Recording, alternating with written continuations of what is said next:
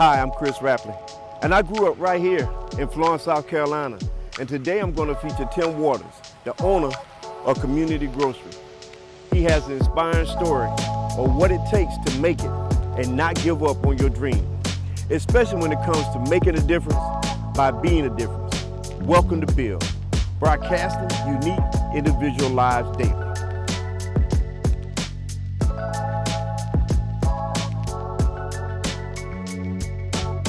Good morning, Tim. How you doing? Oh, pretty good, man. How you doing this morning? I'm doing awesome. Listen, you got a nice store here. Yes. Before you came here, this area was a food desert. Yeah, it was a food desert. Mm-hmm. So, what inspired you to even bring this store to this community? Well, one of the things, I was born in Florence. Matter of fact, I was born on this corner over here, on the corner of Lucas and Dargan Street. And there used to be this little, right there where the cab stand is, there used to be this store, Lowry's Market. And I remember as a little boy, my mama used to give me a bag, an empty bag. And I would go to the store and I would give him the bag, he'll take the note out, and then he'll give me the bag back. And I'll take my groceries home.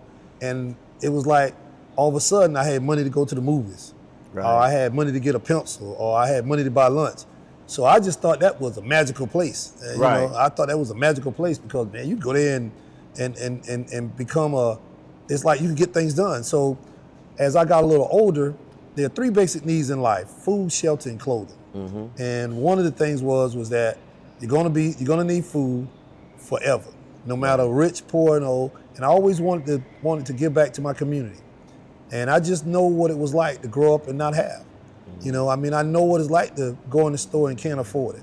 You know, so I just wanted to make sure that right now today, if you come through those doors, you would not leave out of here hungry. Right. You know? Well, of course, we know you started off with one company. Yes. Some things going on, and some litigation. Yes. I want to know why you didn't throw in the towel. I did. I can tell you exactly. I remember. I'm gonna tell you exactly what happened. One Sunday morning, I got up, and it was just too much. I mean, it was just too much. And I literally got on my knees and I prayed God to take this away. It was too much. It was too much. And the funny thing is, I just cried my heart out. God, I can't take it. You can have it. Take it away. It's just too much. You know, I lost friends. I lost income. I lost associates. I lost, it was just too much. And then I kind of got up and I started feeling a little better. And my wife came around the corner and was like, "What's wrong with you?" And I was like, "Oh, my back." My back was hurt because I didn't want her to see me like that. Right. And that Sunday I came in, I said, "Well, I got to get some help." So I called this minister named Michelle Law, and I said, "I want to call my pastor, Reverend Gamble." Well, I ain't been to church so long, I forgot Reverend Gamble's phone number. So No problem. So Michelle said, "You don't need to call Reverend Gamble. You need to call Pastor Daniels." I said, "Who is Calvin Daniels?" Well, he got a little small church in Darlington, New Hope. And he talked to me. I said, "Calvin Daniels, I need your help, man." And it's as if he just said, "Man, we just turned it over to God." And that's the only way that I kept going, man. He was my strength. So, I've been online, and of course I've been, since I've been back, I've been in the community. And of course you have some naysayers. But I've been talking to a friend of mine, and we've been talking a long time, and we were saying, why? Why this store can't be like any other grocery store? Why this store can't have the support of any of the big chains when it's right here in the heart of the community where it was a food desert before you got here? Right. I grew up in North Florence. The store we had was Big T. Yeah, Big T. Yeah, I remember Big T. So the posters. Yeah. Right. So my thing is, I see online where you have different businesses coming in, pouring into this store, and why people are complaining about what you don't have, it's not like they are celebrating what you bring in, what you have, and what it could be. What could change that? Well, one of the things that we're working on now is I have shareholders. This is going to blow your mind.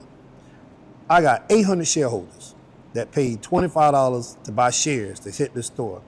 And out of those 800 shareholders, maybe 10 of them come shop. Listen at me now. People that gave me money to help me stay open don't come and shop. So what I'm going against now is I'm going against generational curses. A generational curse on our people is a profound thing. You're talking about 400 years of us not trusting each other, 400 years of us not wanting to buy from each other, 400 years of we don't have the great product. So it's like I'm breaking these generational curses. Mm-hmm. And this is bigger than me. Yesterday I was praying and I gave this building back to God. I was like, whatever, because eventually I'm gonna give it to somebody. I'm not gonna live here forever. Right. And I said, God, whatever you want to do. And he gave it to me where I can give it to the people. Of the 800 shareholders, all 800 names gonna be on the deed when I'm finished with this litigation.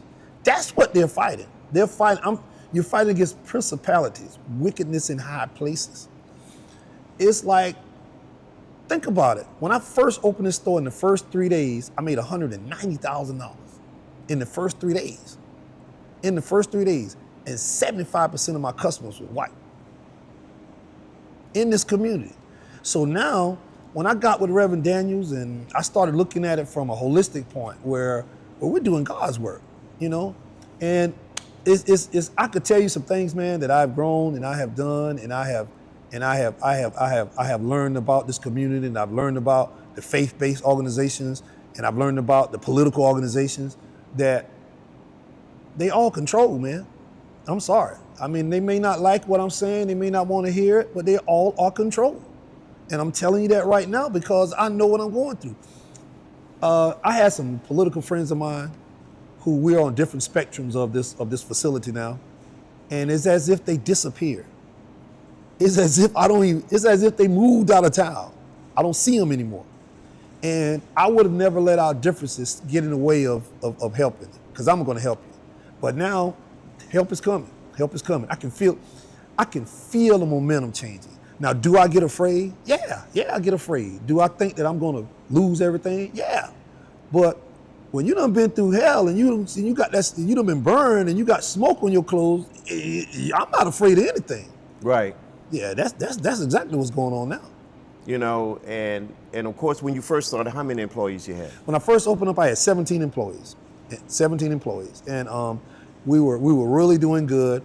What happened was first of all, I'm a grants writer. I didn't know anything about the grocery business. Mm-hmm. So I got a PhD in the grocery business now. Right. Yeah, you spend $500,000 and you work 7 days a week, you might learn something. You know, and actually, you know, I'm here now and you're by yourself. Yeah, I'm by myself, because the thing of it is right now, while I'm rebuilding, I can't afford a daytime staff. I have to cut the meat, take the trash out, clean the bathrooms, you know. Now I got a meat man that comes in. My wife comes in and helps me out a little bit. So, you know, but we're getting there. We're getting back there. We're getting there. Okay. Like during the course of this interview, I got a customer that's shopping. I'm gonna have to stop, and when she gets up there to the register, I gotta say cut. Right. Hey, listen, got to make that money. Yes, sir. Yes, you know. Well, and what I've seen where you've been bringing in different community businesses. Right. You know, I'm looking at this beautiful the fruit and the produce here. Right. And it's fresh. Yeah. All these are African American products from African American farmers, and I'm working with the group. There are two groups that I'm working with now. They're working with the National Black Farmers, which John Boyd, who got that $6 billion for the African American farmers. Mm-hmm. Well, I did about 22 farmers' applications for free, and they all got funded. And you're a grant writer, correct? Yeah, I'm a grant writer. Yes, sir. Wow. So how that make you feel? Man, let me tell you something. It makes me feel like there's hope. But you gotta, what people gotta remember, when they say, who is Tim Waters? I'll be with you in a minute, man. When they say, who is Tim Waters? And the other day I had to really think about that. And I figured out who I am. This is me all rolled up into one. Ed Robinson. Yes, ma'am? Oh, right there. I'll be right there in a minute. All right, excuse me, let me cut. Sorry about that. Oh, you good. So you had to get up. Had to get up, man. I mean, that's and you know what? During the course of the day, I'll be here by myself. You don't have anybody. People say, well, you don't have anybody in the parking lot. You don't have anybody in the store. Man, you about to close. And the other day, I asked this guy. He said, man, I don't see nobody in the parking lot. And I asked him. I said, do you have a parking lot? And I didn't mean it to be facetious or anything like that, but you know, you give God something to work with and watch Him work. Right. You know, I remember when they were building this building. I mean, I even dug the foundation back there myself with a shovel. I worked for the construction company that built this building. You know, and I remember I used to ride by here and I would write the name Save A Lot. Thank you, Jesus, on the ground. And you know, I look out there and they'll say, well, Tim, you don't have anybody in the parking lot. Well, I see the parking lot full. I'm happy. I see the store full. Why? Because there was one time I could close your eyes and then open them. There was one time when I closed my eyes and opened them and it wasn't a building here. That's right. And now it is. So look what God gave me to work with. You know, I mean, you know, yeah, we got some legal issues, but they ain't ready for the smoke I'm gonna bring them. They ain't ready. I got 27 precedents of laws that are on my side. I have 7 Supreme Court cases that I'm gonna recite that's in my favor. I got emails and texts from 2009. You ready for the smoke? Let's go. Let's go. Give God something to work with. And like I was saying earlier, I thought about it, man. I'm Ed Robinson, Billy Williams, Franklin Briggs, Freddie Jolly, Freddie Williams, all roll up into one. All roll up into one. You better make sure you come in right straight. All legends. And Mordecai Johnson. All legends. Of All Florence, legends. South Carolina. All legends. I worked and was mentored by each one of those legends on a personal basis. James Big Man Kennedy. All of them. How can I quit? How can I give up? How can I not make it? You know, bring it. You know, let's go. You know, and what we're gonna do, we're gonna go through, and while everybody looking at what you don't have, we're gonna go showcase what you do have. Oh man, and you know what? Let's there's some stuff that we got in here, and when we do that, see, this is what people don't realize.